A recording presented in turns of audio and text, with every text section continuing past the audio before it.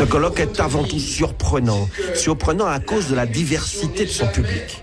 Sur cette image, deux mondes qui jamais ou presque ne se rencontrent.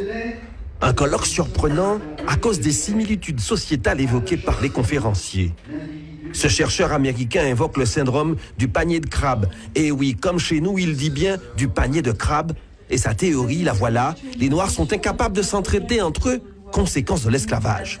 Et puis, il y a ce chercheur suisse, une généticienne. Elle nous explique que les sévices subis par les esclaves il y a 100, 200 ou 300 ans sont inscrits dans les gènes de leurs descendants. Conséquence, leur ADN est plus fragile que ceux dont les ancêtres n'ont pas subi l'esclavage. Bon, au niveau de la santé, ce qui est intéressant, c'est qu'aux États-Unis, il a été démontré que les personnes de descendance afro-américaine, finalement, avaient plus de problèmes de santé que les autres, hypertension, diabète, une longévité diminuée. Donc vraisemblablement, il y avait quelque chose encore qui empêchait ces personnes d'avoir le même état de santé que leurs congénères de descendance européenne. Les violences subies par les ancêtres seraient donc transmises par la génétique à leurs descendants.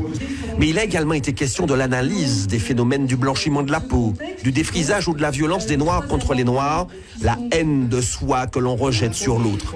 Autre exposé plus sociétal, la colonisation différente chez les Anglais et chez les Français. Il y a deux systèmes majeurs dans la Caraïbe, le français et l'anglais. Le français avait une politique d'assimilation totale. Donc si vous parlez la langue, vous êtes éduqué, vous pouvez être français. Les Anglais disaient, vous ne deviendrez jamais anglais, mais nous pouvons vous apprendre à lire et à écrire, mais c'est tout, car vous ne serez jamais anglais. Et pour le public, d'un bout à l'autre, cette première journée a été surprenante, quelle que soit sa spécialité. Il y a des problèmes identiques dans presque toutes les îles qui ont connu l'esclavage, mais les situations sont souvent nuancées, particulières, originales. Demain, deuxième et dernier jour de ce colloque en Martinique, il sera question des antagonismes et des confrontations entre maîtres et esclaves. Les effets principaux que l'esclavage a provoqué dans la société martiniquaise. Vous voyez bien que c'est une question immense. Et c'est peut-être là l'une des conclusions de ce colloque. Pendant 2 jours, chercheurs, psychologues, universitaires se sont penchés sur cette question. Et ce matin, l'un d'entre eux a fait sensation, un Béninois, qui explique que les esclaves venaient en majorité du Dahomey et qu'il a retrouvé en Martinique un peu de ce pays. Notamment les plantes apportées ici à la demande des maîtres, par des maîtres de culte du Dahomey pour soigner les esclaves. Et pour ce chercheur, ces pactes cultuels sont encore là aujourd'hui. Un Dahomey, quels qu'en soient ses problèmes, puise de sa croyance pour s'offrir la solution. Et cette solution, parfois, que les maîtres qualifient de la sorcellerie, des mouvements occultes, doivent avoir nécessairement des répercussions sur leur personnalité, c'est-à-dire ces maîtres. Mais au niveau de la pensée critique, au niveau de la production scientifique, c'est zéro. Autre chercheur qui a fait sensation, une psychologue haïtienne, qui explique que certaines difficultés d'Haïti viennent du fait que les maîtres créaient des conflits entre les esclaves et que cette mentalité est restée. C'est comme quelque chose de viscéral en nous. On va vous dire que depuis dans Guinée, nèg pas aimer nèg.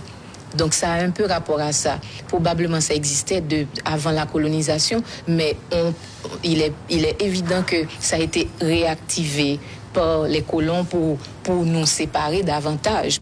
Et puis, parmi ce public, très nombreux, des thérapeutes venus chercher des solutions que ne leur apporteraient pas les sciences occidentales, des sociologues, psychologues, chercheurs, assistantes sociales ou des enseignants. Je pense que ça me permet d'avoir davantage de leviers sur lesquels vraiment m'appuyer pour débloquer certaines choses et puis mieux appréhender certaines problématiques. Donc forcément, ça me servira, forcément. Et il y a quelques questions, parce qu'effectivement, j'étais venue avec quelques questions et j'ai eu des réponses à ces questions.